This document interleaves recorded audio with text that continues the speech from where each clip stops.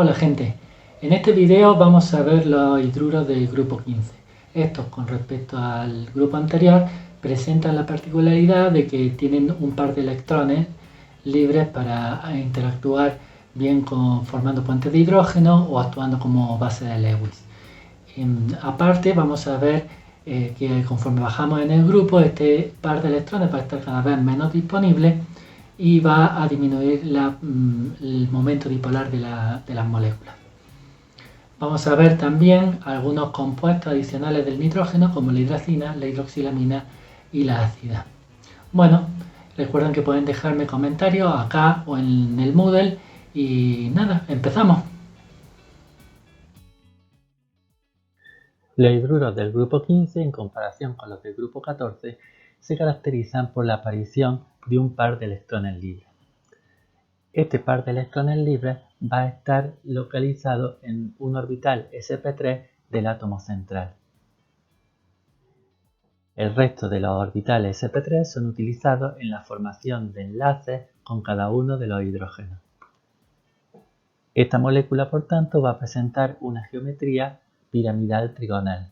Conforme bajamos en el grupo, esta geometría se mantiene, pero los orbitales sp3 son cada vez más grandes y por lo tanto más difusos. La mayor tamaño del orbital sp3 causa que ya no se formen puentes de hidrógeno.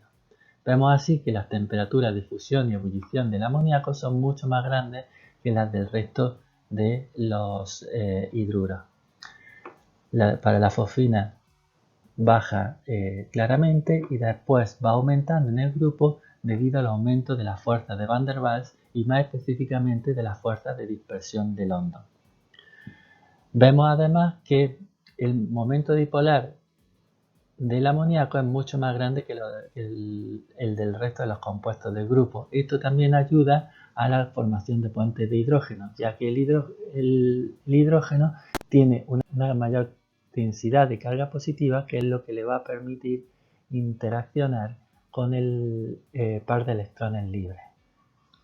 Al bajar en el grupo, estos hidrógenos van a tener mucha menos carga positiva. También al bajar en el grupo, estos enlaces entre el elemento central y el hidrógeno se van a ir debilitando y eso causa que la entalpía de formación se vuelvan positivas. Por tanto, el único que tendría una entalpía de formación exotérmica sería el amoníaco. Aquí les muestro la ecuación de la reacción de formación del amoníaco. Pueden escribir reacciones similares para cada uno de los hidruros, teniendo en cuenta lo que hemos visto en el video anterior de el estado más estable de cada uno de los elementos. Insistiendo en el tema del par de electrones libres del amoníaco, vemos que este compuesto presenta la posibilidad de formar puentes de hidrógeno. Estos puentes de hidrógeno van a hacer que tenga una temperatura de ebullición más alta que el resto de los hidruros del grupo. Esto contrasta con lo que pasa con el metano, el cual no tiene capacidad de formación de puentes de hidrógeno y por tanto presenta una temperatura de ebullición menor al resto de los hidruros del grupo, y por ejemplo el agua sí va a tener una temperatura de ebullición mayor porque tiene posibilidad de formar dos puentes de hidrógeno debido a que presenta también dos pares de electrones libres. No solamente hace falta este par de electrones libres, como hemos dicho antes, sino que además es necesario que el enlace nitrógeno-hidrógeno sea polar. Por otra parte, el par de electrones libres le permite al amoníaco actuar como base de Lewis, cediendo el par de electrones a un protón y permitiendo la hidrólisis del agua. El amoníaco presenta un pKa de 9,25 y por tanto un pKb, la constante de basicidad, que es complementaria con un valor de 4,75. Este par de electrones libres y este enlace polar va a causar que el amoníaco presente una alta solubilidad en agua. Esto se debe a que tanto átomos de hidrógeno del agua van a poder interaccionar con el par de electrones libres del nitrógeno, como que el hidrógeno del amoníaco va a poder interaccionar con el par de electrones libres del oxígeno, causando una alta solubilidad. No solamente la molécula de amoníaco es soluble, sino que la de amonio, el ion amonio que se forma por protonación del amoníaco, es también muy soluble y por tanto todas las sales de amonio van a ser solubles, las sales que forman con cloruro, sulfato, etc.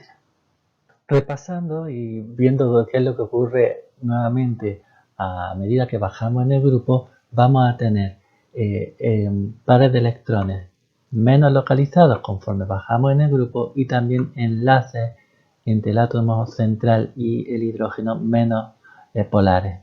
Esto va a dar lugar a bajos puntos de ebullición conforme al bajar de nitrógeno a fósforo, después va subiendo paulativamente. Vamos a tener una baja solubilidad cuando bajamos en el grupo. Vamos a tener una baja reactividad ácido-base debido a que el par de electrones no está localizado y por lo tanto no van a poder interaccionar apropiadamente con el protón. Y finalmente va a disminuir fuertemente su capacidad de actuar como ácidos de Lewis, como bases de Lewis, interaccionando con metales de transición para formar compuestos de coordinación. Además del amoníaco, el nitrógeno tiene otros hidruros de interés. Entre ellos está la hidracina, el cual presenta un enlace simple nitrógeno-nitrógeno. Es decir, que en el amoníaco hemos sustituido uno de los hidrógenos por otro grupo NH2. Este enlace nitrógeno-nitrógeno es bastante débil debido a la presencia de dos pares de electrones libres que van a interaccionar entre sí debilitando el enlace, lo cual va a causar de que esta molécula tenga tendencia a reaccionar para formar nitrógeno y que actúe por tanto como agente reductor. En segundo lugar, debido a la presencia de este grupo, la densidad electrónica de los nitrógenos va a estar más centrada entre ellos. Es decir, si nosotros tuviéramos aquí un hidrógeno, este estaría cediendo electrones al nitrógeno que es el que estamos considerando. Es por eso que este hidruro, que es diprótico, ambas constantes de basicidad menores que las del amoníaco. Y por supuesto la segunda constante de basicidad es aún menor que la primera. En cambio, en la hidroxilamina se produce una sustitución de uno de los hidrógenos del amoníaco por 1H. Este grupo OH va a tener una alta competencia por los electrones del nitrógeno, por lo que va a tener una constante de basicidad aún menor que en el caso de la hidracina. La hidroxilamina puede actuar tanto como reductor en medio ácido como oxidante en medio básico. Por eso puede reducir al hierro 3 en medio ácido para dar hierro 2 o oxidar al hierro 2 del hidróxido de hierro a hierro 3 en medio básico. Por último les presento el anión acida, en donde el nitrógeno presenta un estado de oxidación menos un tercio. En los compuestos que hemos visto en este video, el nitrógeno actúa con carga negativa y vemos que el rango de los estados de oxidación que puede tener es bastante amplio. Después, con elementos más electronegativos, va a tener también un amplio rango de estados de oxidación positiva. Esta molécula presenta una configuración isoelectrónica con el dióxido de carbono, pero una mucho menor estabilidad que este dióxido de carbono. A su vez puede protonarse para dar el ácido hidrozoico.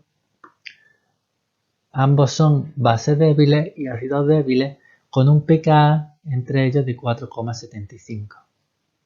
La ácida de sodio presenta reacciones explosivas, es un anión que no es estable, tiende a formar la molécula de dinitrógeno y es utilizada, por ejemplo, en los airbags. Puede reaccionar rápidamente para liberar el nitrógeno, hinchando así la bolsa del airbag, y por otra parte produce sodio metálico que después tiene que ser neutralizado.